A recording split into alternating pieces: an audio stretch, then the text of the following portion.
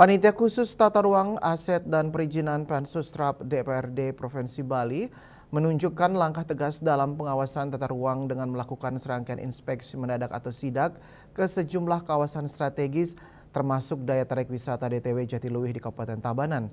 Sidak ini menegaskan komitmen Dewan dalam menertibkan pelanggaran tata ruang yang berpotensi merusak kelestarian lingkungan dan merugikan masyarakat.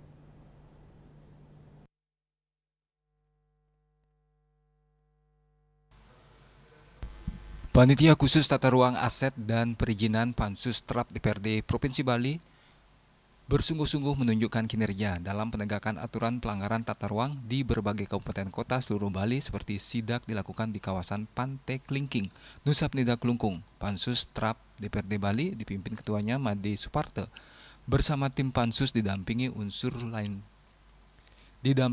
lintas instansi terkait tersebut. Pansus-Trap menemukan indikasi kuat bahwa proyek pembangunan lift kaca setinggi 180 meter di tebing Pantai Klingking melanggar aturan Undang-Undang Nomor 26 Tahun 2007 tentang penata ruang. Kawasan tersebut merupakan kawasan mitigasi bencana dan sempadan pantai. Secara hukum, tidak diperbolehkan adanya pembangunan skala besar. Mendapati adanya dugaan pelanggaran tata ruang, proyek pembangunan lift kaca baru berjalan sekitar 70%. Akhirnya dihentikan sementara Pansus-Trap DPRD Bali. Mendengar indikasi pelanggaran proyek pembangunan lift kaca, Gubernur Bali Wayan Koster merespon dengan serius.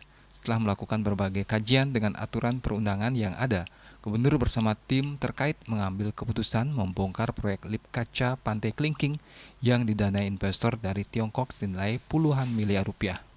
Karena melanggar 5 aturan tata ruang yang berat dan tidak bisa ditoleransi, salah satunya melanggar PP nomor 5 tahun 2021 tentang penyelenggaraan perizinan berusaha berbasis risiko dengan sanksi penghentian seluruh kegiatan. Tidak berhenti pada proyek pembangunan lift kaca, Pansus-Trap DPRD Bali yang mendapatkan dukungan penuh Gubernur Bali kembali melakukan sidak ke Kabupaten Gianyar.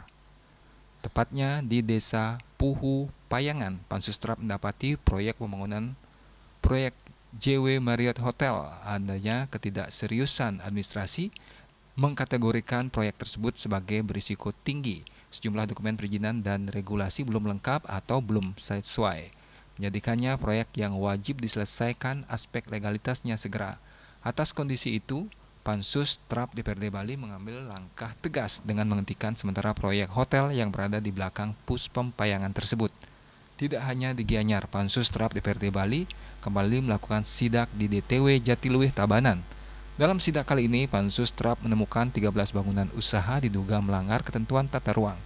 Selain itu, terdapat 5 bangunan luar yang terbukti berdiri tanpa izin apapun dari pemerintah daerah. 3 bangunan bahkan langsung dipasang garis Pol PP lain karena pelanggarannya dinilai berat. Temuan ini memperlihatkan masih lemahnya kepatuhan terhadap aturan pemanfaatan ruang, terutama di kawasan yang memiliki nilai strategis seperti Jatiluwih yang merupakan warisan budaya dunia, World Heritage UNESCO.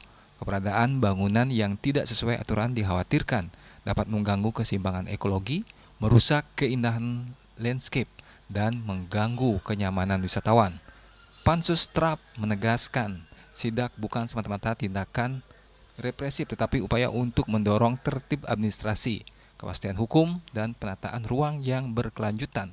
Yang ada di wilayah LP2B dan LSD, ya kita sudah sepakati bersama tadi harus disterilkan dari ada kegiatan bangunan. Sebagai langkah awal kami sekarang ini adalah penutupan dulu sementara.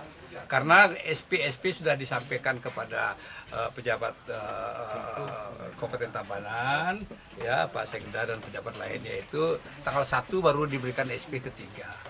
Setelah tanggal 1, 7 hari baru ada kegiatan. Kalau udah ada SP itu artinya pembongkaran ya. Nah, jadi sekarang ada 3 tempat itu nanti akan disampaikan oleh Pol PP dan kemudian Pak Sekda.